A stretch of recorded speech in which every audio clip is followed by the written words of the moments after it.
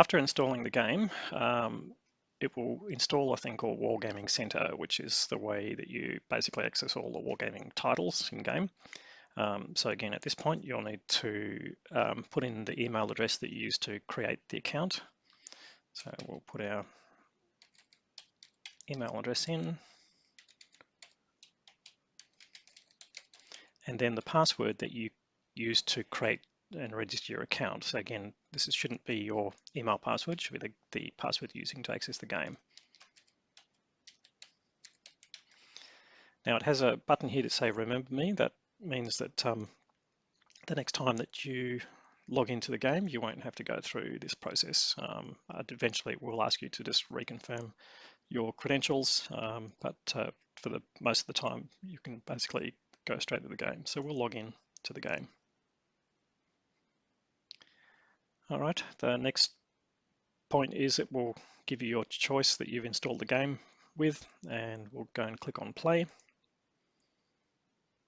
and the game will start up. Now it will help if you actually install the game on a solid state drive or a flash drive. There's a fair few files to load when it starts up, and also in game it will read the hard drive to load in game textures and things like that. So you'll get the best sort of outcome from installing on a solid state. That doesn't mean you have to, but just sort of good, it's a recommendation for good performance. So at this screen, it will ask you which server you want to connect to. So it'll set on auto, and it will try and remember which one you used, but it will basically, if you click on the drop down, it will show you the two servers that you can connect to, Hong Kong or Australia. So you pick which one is going to give you the better connection. And you can see there's a number and a color bar chart which indicates the quality of the connection. So for me, Australia will be better, but depending on where you're connecting from, you might choose Hong Kong. So we'll click on Australia just to confirm, and we'll connect.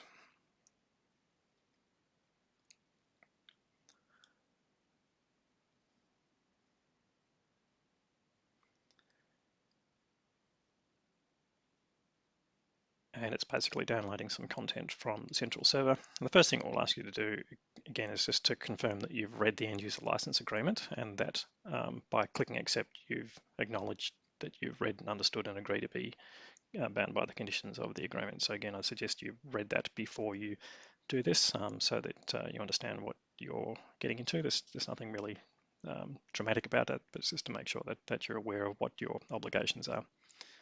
So I'll just click on accept, and it will connect its way through to the game server. It's a video here that will play the first time you connect. There is an option on the screen at the load-in screen the next time you log in that you don't have to keep playing this, as well as turn sound on or sound off. So there's sort of a bit of a cinematic version of the game, but it is based on actual game graphics, so it's is achievable to see versions of this, but when we get into game, you'll see what the more realistic view is like. So we might see if we can hurry that up, yeah, and we'll just skip further forward. So first of all, we get the battle button down the bottom here, and this is the tutorial. So the first time you start the game, you'll be in a thing called Bootcamp. Your basically controls are the mouse, which will let you turn the turret left and right as you move the mouse to the left and right side, and your mouse scroll wheel, you can zoom out and back in. And just showing now the vehicle controls, so W to move forward, S to move backwards, and A to move left, and D to move right. Now you can see there it's just showing us a glowing arrow with 151 meters. So we'll press the W key, move forward to that spot.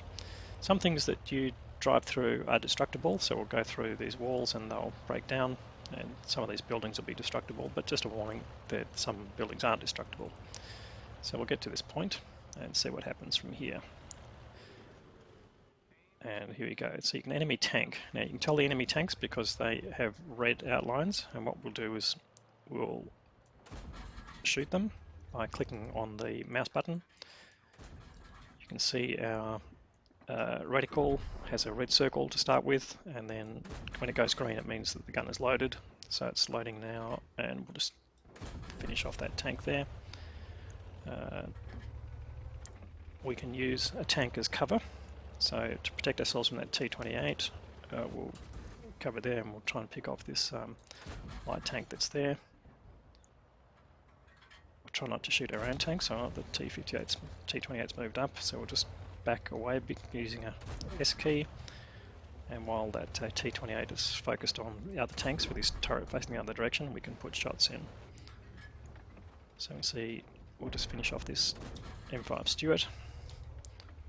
It's a bit of an unfair fight with the tank we're using, but again, this is just a tutorial, so it's relevant to the way the game mechanics work, and you can learn some things from it, which is what we want you to do. But don't feel like it's going to be exactly like this in game. When you're playing with random players, obviously there'll be different levels of skill. Now we just took a hit there, so you saw the red marker at the top, and we're trying to aim for weak spots on this T-type 95, and we can just slightly angle our tank to bounce off him, bounce his shells off us I should say, and we managed to destroy him. So when that marker at the top goes grey, that's a hit on you, but it hasn't penetrated your armor. So that's victory in that first step of the tutorial, and we get an award from this. I'll click continue,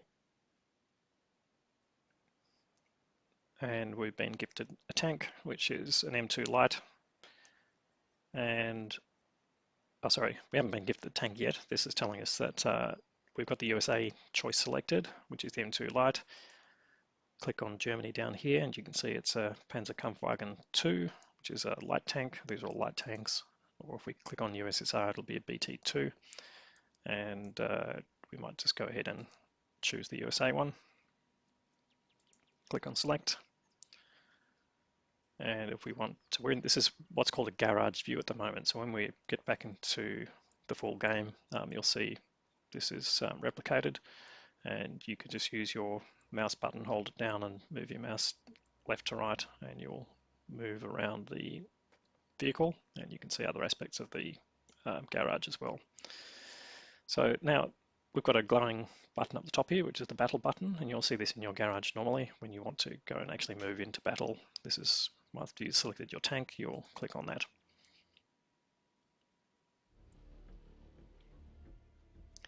So we've covered a few of these things already. The keyboard keys for moving, the mouse for traversing the turret, and the mouse button for firing. So click on battle again, and now we're in a bigger map. This is actually one of the maps in game called Abbey, and we've got tanks on our side, which we had before, which have green labels on them. That means anything green is on your team, and anything red is enemy team. So we want you to shoot the red tanks, because killing all the red tanks will basically win you the game. Now we shot him, but oh, there we go, done some damage again. We can just see the turret of that tank. What we're trying to do is do damage to these tanks without attracting damage to ourselves as much as possible. Now these are programmed tanks, so they're not necessarily all that smart. Oops, we're not doing a good job of aiming. We track that tank, and we managed to put the killing shot in. And we'll just keep progressing up the map. You can see big red lines. That's showing the boundary of the map that we're in at the moment. So we're not using the full map of the original game, but we can see tanks in a distance. So now we can see a tank coming towards us. We'll just wait for our aiming circle to become its smallest, which means we get the most accurate shot. So as the gun is reloading and we sit still, you can see the circle gets as low as possible, and we managed to kill that tank. So let's move up to the next spot that it's indicating, and you can see here it's putting us behind a bush, and bushes are camouflage. And the sniper mode, which we talked about already, by using our mouse scroll puts us into sniper mode. And you can see that depending on where the gun is aiming, where it's got a red circle in the center, that's your lowest chance of penetrating, and where it's green, you've got a higher chance. So we'll shoot there. We probably just missed a weak spot on the front somewhere on the side. All right, we managed to do some damage right there. So this is one thing to notice as you're aiming at something. If it's not penetrating, have a look at that center reticle, and if it's red, then yeah, it's not at a point of the armor which is weak enough to allow your shell to penetrate. So that's what's called the penetration indicator.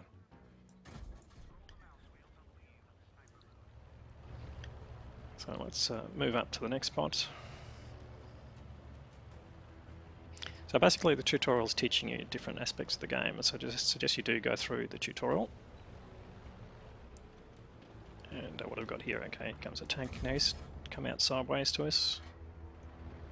Again, look at your damage indicator, and it's green on the lower part. He's trying to angle a little bit, which is defeating our shots. But we've got a green indicator there, and we managed to go. So, no point getting closer to the tank if you have got enough accuracy to hit him. You can see our aiming circle is covering pretty much the whole tank, so there's a good chance that the shell won't go exactly where we're aiming it, but it should go roughly within the circle of the aiming circle. Now this is a light tank, so if we run into walls, you notice we slow down quite dramatically, so it's something to pay attention to in the lighter tanks. Now we get to this point, and what have we got? Now what they're talking about here is flanking.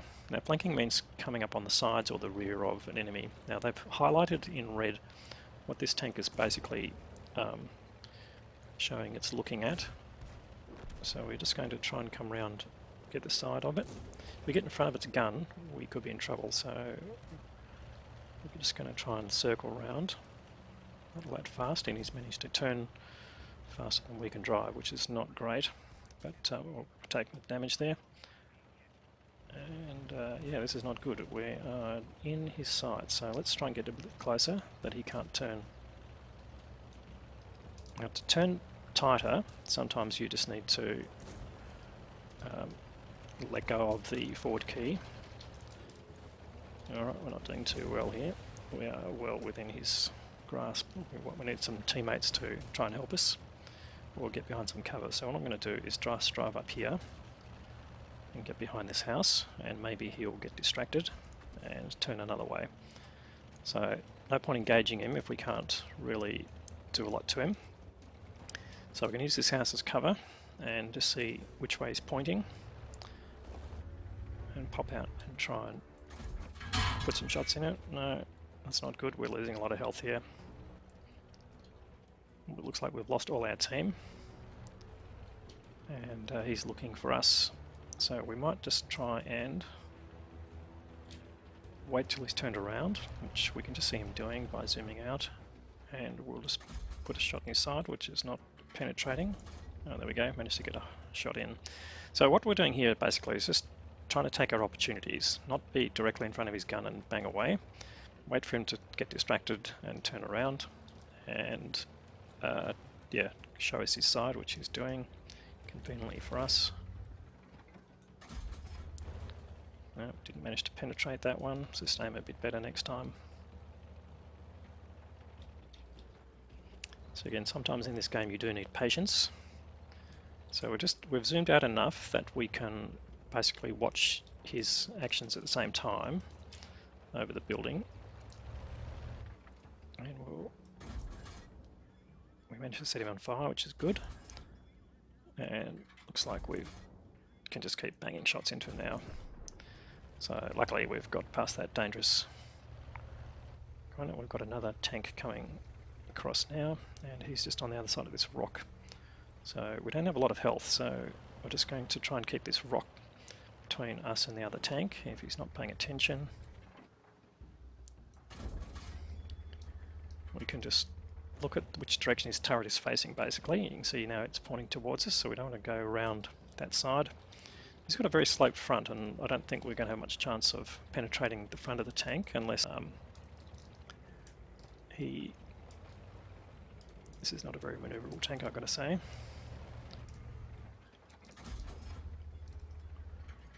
So I'm just trying to get the... This is a very badly maneuvering tank.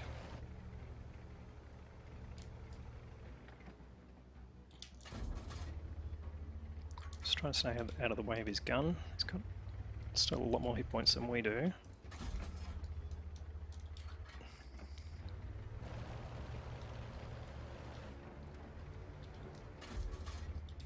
And we're not even able to damage his tracks right now. We're just going to find those weak spots and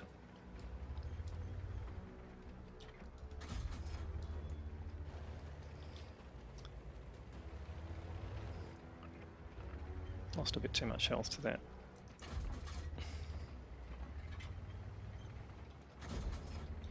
There we go. Try and get his rear engine deck. Not on the angle because that's not going to help us. Ooh.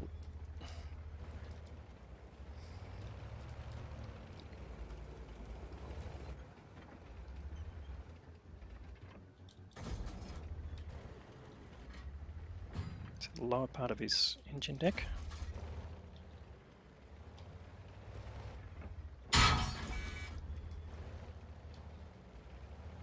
I'll get one more shot into him.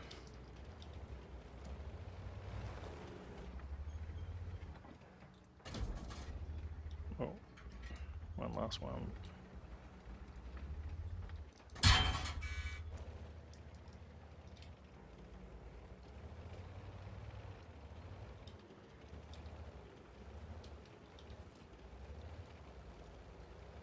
So this is one thing you can do, is just using the zoom out, you can basically watch your tank and the enemy tank at the same time. We'll just see if we can finish him off. One more shot below, and there he goes. Alright, that is the end of that section there. So it took a bit longer than it should have, but nonetheless does indicate some of the difficulties you're going to have. So what have we done here? Now, by playing a battle, we've done a few things. We've earned experience, which is this silver star here. So we've earned 190 experience. We've also earned some credits. Credits are the in-game currency, the silver symbol. So we've earned 5,600 credits from that, and we've earned a badge for being a sniper and shooting at least 8 shots. So there's also a video here you can watch later on, but we'll continue there. Now, the purpose of the experience is each tank basically comes with additional modules that can be applied to the tank, but you can't apply them until you've earned enough experience to be able to research those models.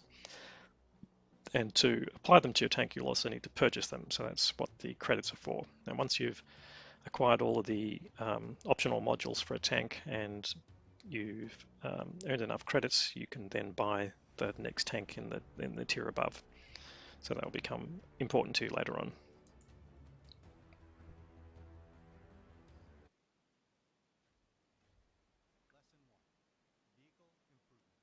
All right, so they've just given us those credits. And we've received the experience. And we can use that experience, come up here to the right here, and there's an experience button. And you can see there's a number of options that we can basically use our experience to get. And the first, well, some have already been fitted to this vehicle. So there's one remaining one, which is the engine, and it's exactly the same amount of experience as we just earned, which is interesting.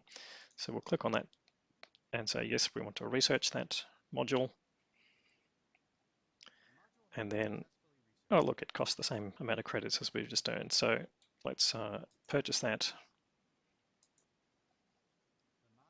And the tick that it's highlighted there is indicating that it's now mounted to the vehicle. So let's have a quick look at this screen here, because it's going to be consistent for all the tanks that you'll have in the game. You'll have a base set of characteristics, so gun, turret, radio, engine, and tracks. Typically, there's some little variation with tanks, for example, that don't have turrets. Each line extends outwards with options. So on this particular tank, there's only one type of tracks that you can have.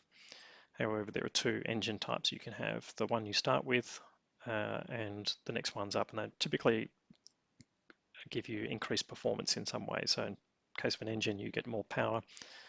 which means that yeah, you can accelerate faster. This only got one radio, but additional radio modules will give you more radio range. And here with the guns, we've got the second of the turrets mounted as well. So sometimes the turret comes out this way and sometimes it's put in line with the guns to show you that you have to use this turret before you can use this gun. So we'll say go back to the garage and we want to do another battle.